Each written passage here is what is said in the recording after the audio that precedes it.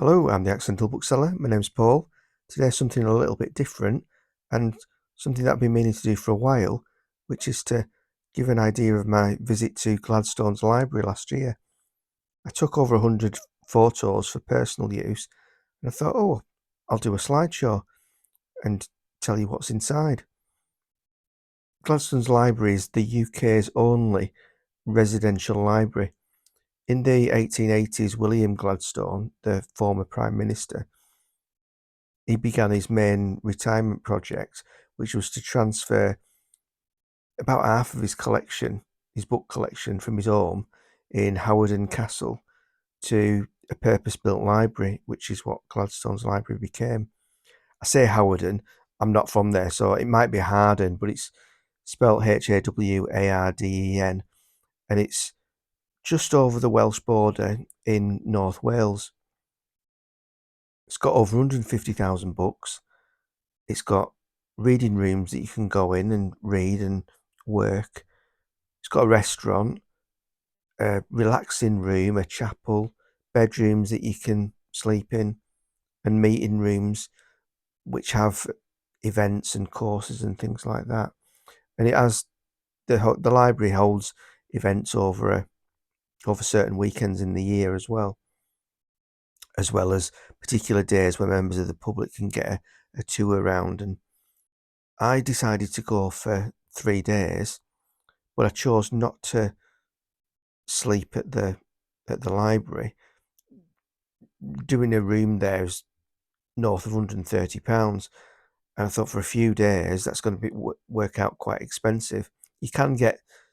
There are offers where you can get discounts if you're a student or members of the clergy, and I think on the Sunday night you get money off if you've booked on the Saturday or the Monday.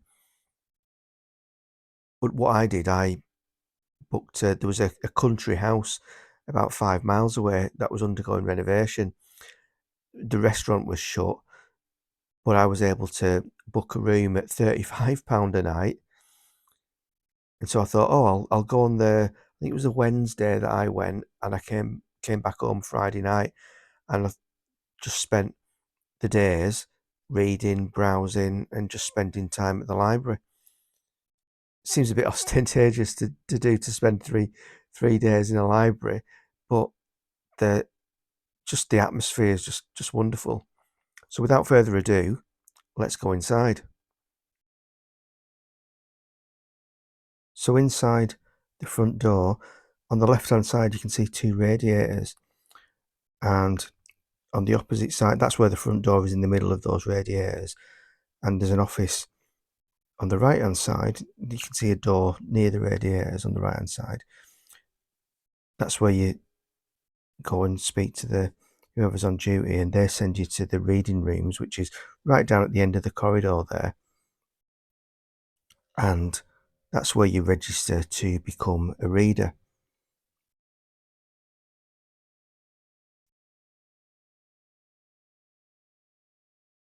That's the front desk when you go through that door, which is security coded. You're given a card that you flash at the door and it electronically opens. To register to be a reader is free, although they prefer you to give a donation because it's not publicly funded. And so you register, and this is what you're met with. There's people, students, and just general people who are working on writing books or doing research. To be sat in the alcoves upstairs or at the desks there, and it's just a really nice atmosphere.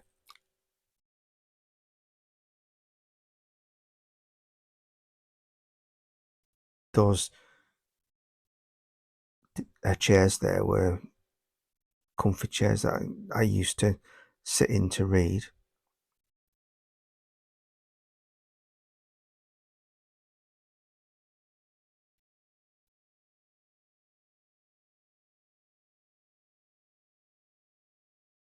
So that's the main. This is the main reading room where you've been in to register. you can use any of the books that are on the shelves. There's a small spiral staircase up to the second floor of that reading room.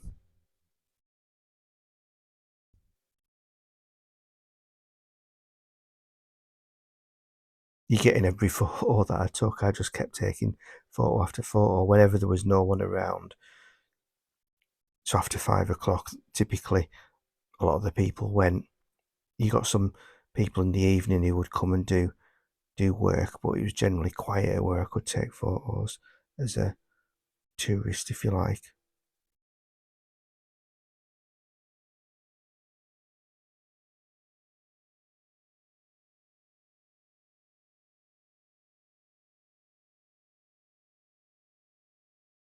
This is a second reading room, again with over 2 floors and different sections where you can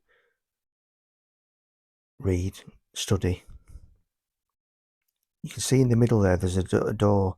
That door leads to an annex with other reading material in periodicals and books going back many, many, many years, again, which you can browse through as a reader.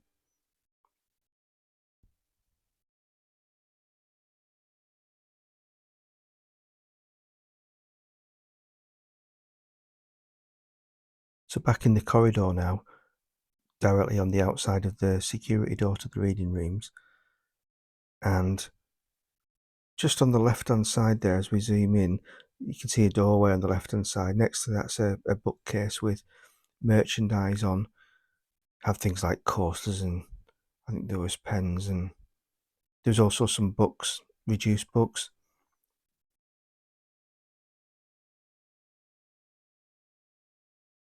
As we head down that corridor,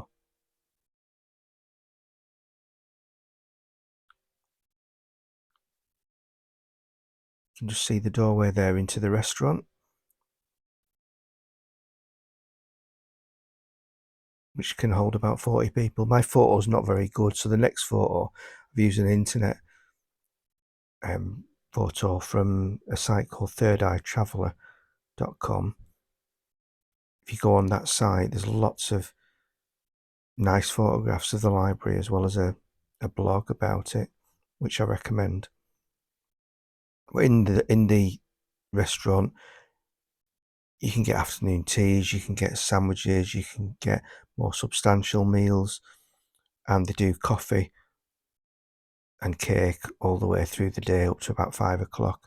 Residents can have an evening meal there. The residents that are staying, that have booked a room for the night, that's where they eat in there when they have dinner. It's got a right nice ambience to the restaurant, and those are book covers in frames. So back out into the corridor again, and this is kind of like a resting room where you can get a coffee in the restaurant, or they'll deliver it to you. Then they've got easy chairs, books that you can read. The more recent popular books on those shelves. There's board games as well, presumably for people that are residing there for a few days to use in the evening. Yeah, nice comfy chairs where you can relax and talk to if you come with people. So it's not a library atmosphere in there.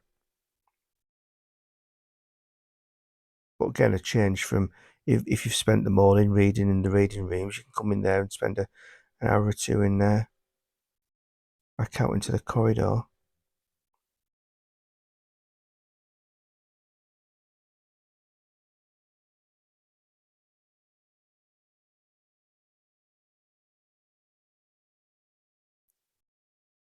So if you've had lunch there,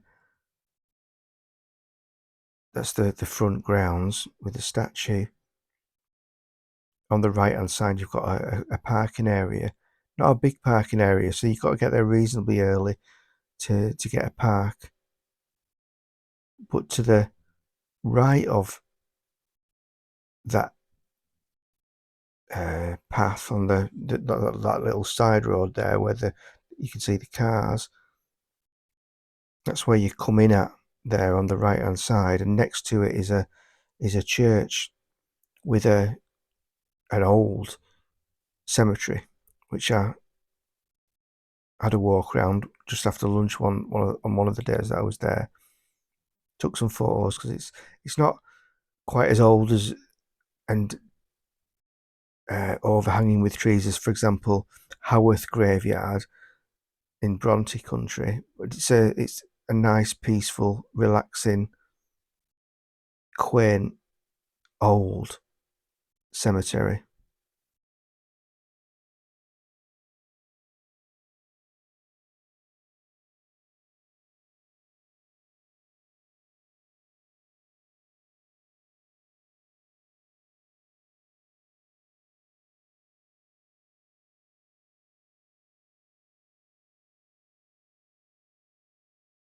So back inside again, and these were taken after 5 p.m. when the reading room 2 and the annex are closed, and only this bit is open, the main reading room, and the front desk is closed down. There's a few people working there, but I left it as late as possible so I could go up and take photos without making anyone feel uncomfortable, or it just didn't feel right to be taking photos when, even if it might not be even allowed when people are there. I just took them as a visiting reader tourist at the most opportune time that I could, so as not to inconvenience anyone, and just get a better view of the quaint oldness of the library with the beams. I mean, you get that downstairs, but you get just a different nice feel upstairs. And in the upstairs bit, you've kind of got segments where you've got books, a desk, books, a desk, books, a desk. So the little sort of alcoves, and each alcove has the kind of that wooden banister over the edge.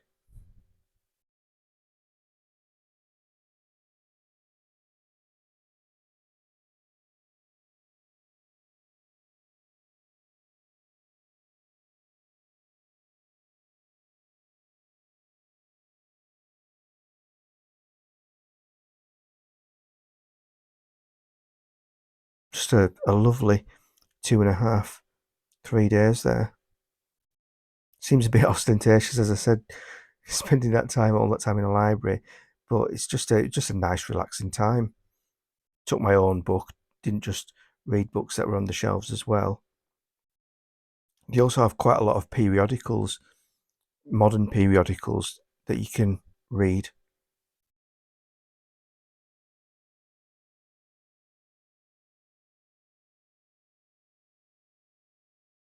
Closes about 9 p.m., 9:30. To the reading rooms, I believe. I left about 8:30, 8:45 each evening to get back to the hotel, get something to eat. I also lived near there about 20 years ago. I didn't know anything about it then, that it even existed, but I knew where to eat and where the big supermarkets were to get breakfast in the morning from that I could buy it in the evening, so it was there for the night. Because, like as I said, there was no restaurant in the country house that I was staying in.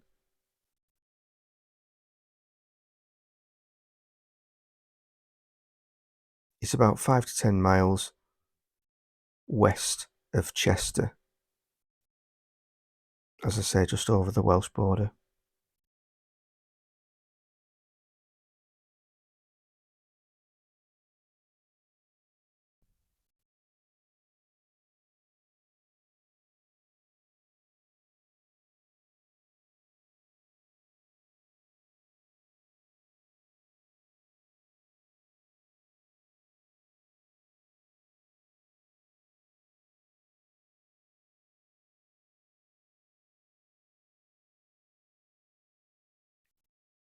And one of the evenings that I was sat reading, the people that are working on the desks with laptops plugged in, sometimes the typing is quite loud, so it might have paid to take something like ear defenders with you, just to put on if things were, if the keyboard punching was too loud to concentrate.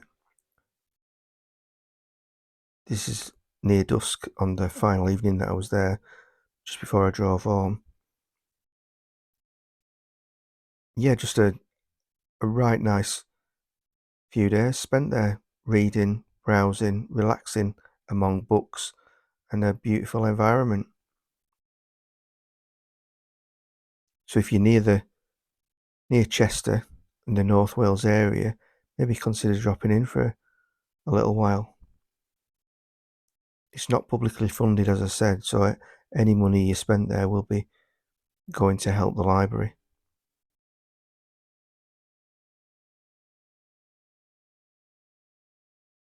Yeah, a lovely time.